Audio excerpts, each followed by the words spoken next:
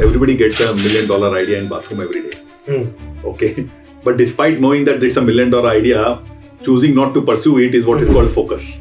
Sunil always says this, that India grows because of the entrepreneurs, despite the government.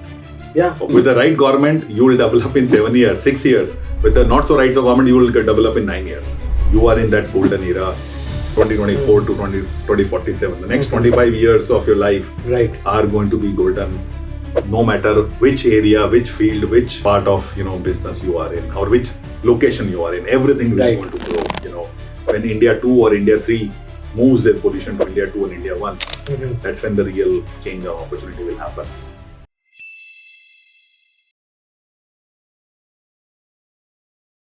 What would be the difference between a CEO's job?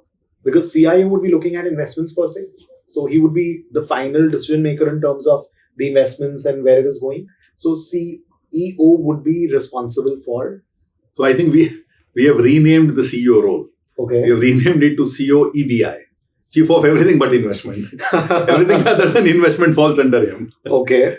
Be it hiring, be it oversight with regulation, be it kind of making relationships outside, be it kind of getting new products approved. Everything comes under him. Right. Okay. So obviously he might also be involved in investments at a bit of time as part of the IC or part of risk committee otherwise. But the role is very, very dynamic with respect to investments obviously are there, and you will excel in a non-CIO role because of your investment knowledge, and not because you don't have investment knowledge. Right. The large amount of money or connections or network, or because you are obviously not competing with anyone over there. In finance, obviously, you're competing with the likes of yourself, right? In non-finance, you're obviously competing differently, right? And there you can optimally use your finance knowledge to a better outcome, right? Which otherwise would be very difficult, from that people, right? And like I said, once you grow or spend 10, 12 years in your career, you are a project manager. You are not an individual contributor anymore. You have to manage teams. Yes. 100%. Now, you may be a very good individual contributor, but you cannot remain individual contributor for life. At some point in time, you have to manage teams, which means you need some HR skills. At some point in time, you have to interact with stakeholders, which means you need some communication, right? Or sales skills. At some point in time, you have to meet with regulators, which means you know some sort of compliance knowledge, right? And that part will happen. I mean, even the CIO, 80% of his role would be maybe investments and 20% would be meant into meeting stakeholders or other people from that perspective. So it's an integral part of what you do, and this is true for any industry, not just more so in finance, right? Because the differentiation means, and by no means your value of yourself will go down if you are in a different role or otherwise. You are an equally important pillar for economy, or a firm when you are doing some of these other roles. The fact that you as a charter holder are doing is more comforting to people because they know, saying that, look, you have that ethical framework to kind of believe into. Otherwise, it's very difficult. So I would say that, look, if you want adventures or challenges every day in your life, look for this role. Investment after a point in time, most investors say that we do a boring job. We just buy and hold. What's the fun in that? You should be on the other side and then join us. So how does your typical day look like? So mostly, post I reach office, I obviously have a lot of direct reports, mostly from each department, be it compliance, products, or otherwise, operations, service, and, sales part.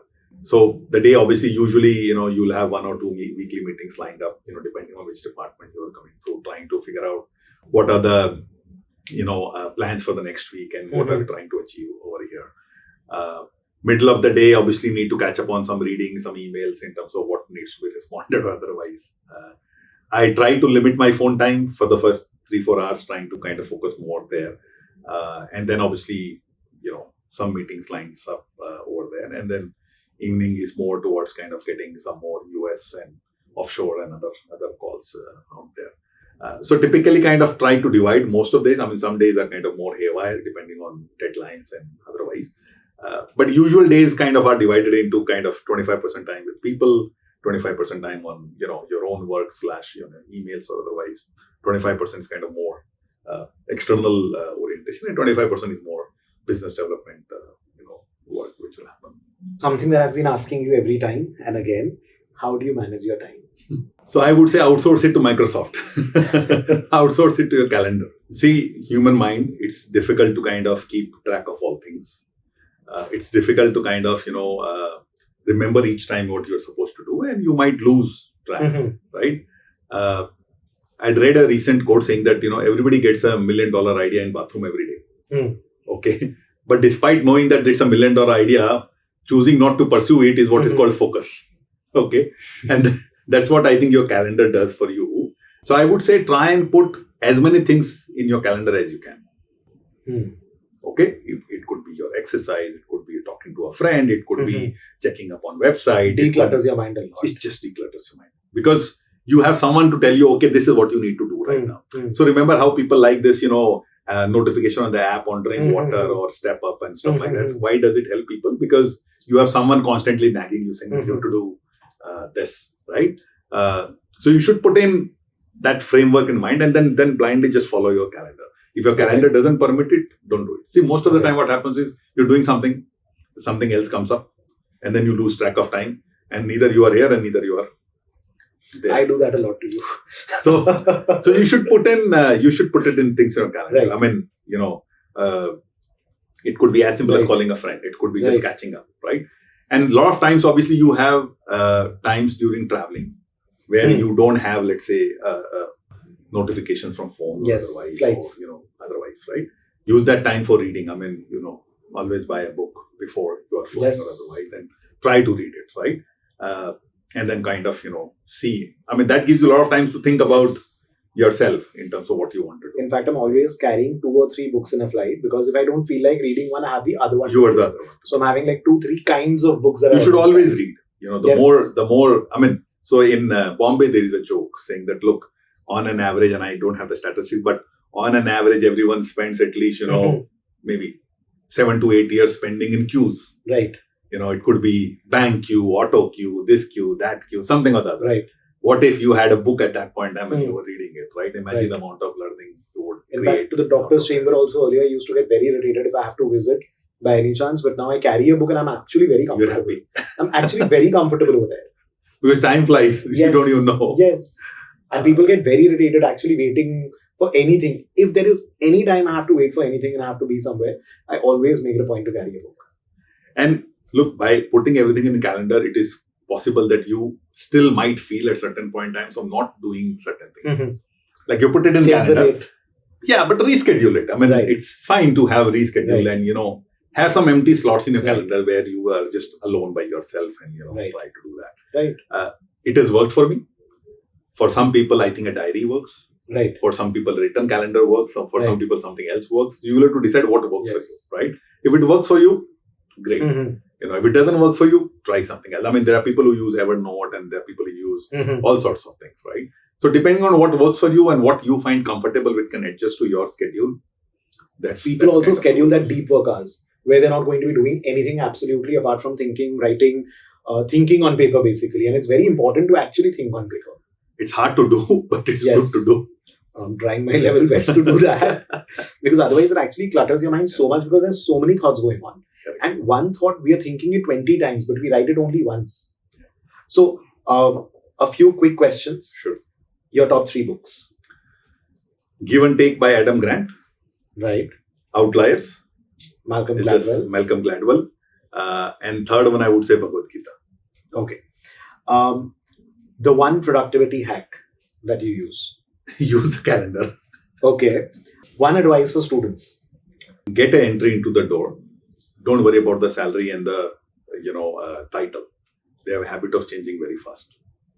One advice to working professionals who are already working. Add on to as much as knowledge as you can in different areas apart from your work. So if you are already in equity research, try and add knowledge apart from equity research, right? Something which can come to your rescue, right? And invest in people. The more you invest in people, the more networked you will be. You may not know the right answer of everything, but you know the person who knows the right answer. That is the most important. And AI cannot replace that. Yes, AI cannot replace that. A motto you live by. Neki karo, darya mein dal. Okay. Something that has really worked in your favor throughout, that brought you here. I think the what has worked for me is trying to be a giver rather than a taker. So the moment you kind of, always try to help others, irrespective of your own personal gain, I've seen time and again those things come back, to help you in certain way, in some or the other way. Okay, and there is no way to kind of beat that. So working with people and helping them out is the single most important thing which I think would have contributed to my success. A tip for the investors, an advice to your investors, to the investors in general. We have a habit of overestimating the return in short term, or over expecting the return in short term, and under expecting in long term. Do reverse. Okay. So somebody who's starting on their investment journey, how should they go about it? At the very beginning, early 20s, just started working. Look, you have to invest in India. Okay. The sooner you invest, the sooner you will realize the power of compounding. Okay. So start investing as early as possible. It could be as low as 100 rupees or 1,000 rupees, but start investing as early as possible. One, it will make you more, obviously, wealthier at some point in time, but it will make you analyze your decisions more effectively because there is some money element involved with it, right? It will give you a sense of ownership, saying that, look, I decided it. And more importantly, you can learn from in terms of in which markets, why it worked and why it didn't work, right? So start investing. How do you balance your personal life and professional life? You balance it really very well. I know that for a fact. You should ask my wife Anshu on that. I don't think I can answer that. I know what you do. I mean, remember, we were having a word when you were teaching the kids during COVID and you're taking time out for everything. My father says this, and his point is that, look, your family is like four wheels on a car or a vehicle, right? All of them have to align with each other in order to work it smoothly. So I would say it's a contribution of all. I mean, you can't work it standalone. The family has to be aligned in terms of what you're doing and how you're doing. Yes. And more important is communicating in terms of they should know what and where your time is spending. I think 90% of the people are happy that you are not spending time something which are not worthwhile. I mean, at least you are in a place where it is working for future. As long as I think that communication is there, people are okay. True. So all the alignment at my place, my mother takes care of it. But actually, it's true. Actually, people knowing what you're doing, why you're doing, what you're targeting, what you're aiming. As long as I'm clear about your purpose now. And what you have to actually sacrifice in order to get that. So once people know that, they kind of try to help you instead of create more of a trouble in your life. Because actually that creates alignment. And see, trouble, it might look like trouble, but think of it this way. Like, my family keeps on pushing me to do more workouts and more, healthy food and otherwise. Sometimes I, feel hassled and otherwise. But the whole point is, at least there is someone who is taking care of you, who is thinking about you. Yes. Other than work. I mean, obviously your work colleagues are there. But, this thing is there, right? Right. One of those, our appraisal cycles, when we typically ask for feedback from employees, I had one colleague of mine said that you please take care of your health. And that was like, okay, there are people who are thinking about your health apart from, other things. And that's the best gift you want, right? Yes. So I think as long as you find people who care for you, people whom you can call and talk about everything, that's a big deal in life. I mean, we should be cherishing those memories and those people with whom you have that freedom, who have seen you when you were not this big. Right. Or who have seen you when you were a kid. True. Absolutely. The comfort with them is very different than what you would have with other colleagues. One advice you would give to your younger self? Read more books and meet more people. One advice to me, since you've known me for about 10 plus years now. And you've actually seen my journey also. So you know how and where it... So only single message. Don't doubt yourself. Okay. Yeah, I keep coming to you with that. Don't doubt yourself and continue. I mean, right or wrong, it was your own decision. Right. Okay, you'll only learn if you do something and if you fail. Okay.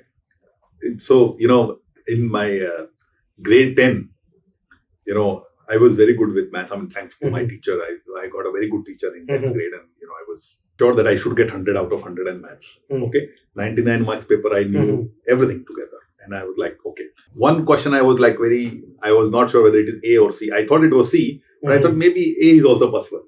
I had my friend next to me. He was a South Indian called Anand. And I used to like him because he was very studious. And I said, Anand, what's the answer for the A? And he said A. And I chose A, and obviously then later on I found out it was wrong. Okay. That day I realized that saying that, asking others for their opinion is not going to matter. Okay. Now, neither I can blame him saying that he told me the answer, and neither I can blame myself. Had I taken that call saying that, look, C is the answer, it would have been my decision, right or wrong? Right. It would have been my decision. Right. So go for whatever I think errors is part of the learning process. If you don't do error, that means you're not doing business, because business is full of errors, right? Sunil always says this, that India grows because of the entrepreneurs, despite the government. Yeah. Okay. Totally. With the right government, you will develop in 7 years, 6 years. With the not so right government, you will develop in 9 years. Okay. Because we have a habit of living with less resources, with less things, and with constraints. Okay. So we have grown up in our life with constraints. Okay. And constraints are always going to be there, right? Every passing kind of, opportunity, every going by second or every time is it's an opportunity lost, right? So don't doubt yourself. Just go ahead and do it. If it's wrong, it's wrong. We'll see. We'll own it up. How to get a mentor? You have to find one. So it's a funny story. Whatever I tell, saying that you have to do this, whatever, right model, do this, etc., etc. If I tell it to 100 people, probably 10 will come back with questions. Right. And probably one person actually does it. Correct. Okay. True. So it's difficult to find out a mentee, let's put it this way. Okay. That people who are doing on what. So if I tell you to do something and we meet after 3 months and you say, what was the thing we talked about? Matter is lost, right? So the whole point is, it's about following what somebody advises you. So for example, you like certain doctor because based on his medicine, you got recovered, right? But you have to follow his medicine, no? Right. If you don't follow it, how will you recover, right? And you will have to find out with things which normally you wouldn't think otherwise, or which are different from what you think. So if you think you should do X and I also think you should do X, then there's the point of discussion, right? If you think X and I say this X is a bullshit idea, that's where I think you should sort of look at for it, right? So the value mentorship I've always found in my immediate bosses is that flexibility of talking to them, right? In a free manner in terms of anything and everything, and having those discussions not just about work, about other things in life.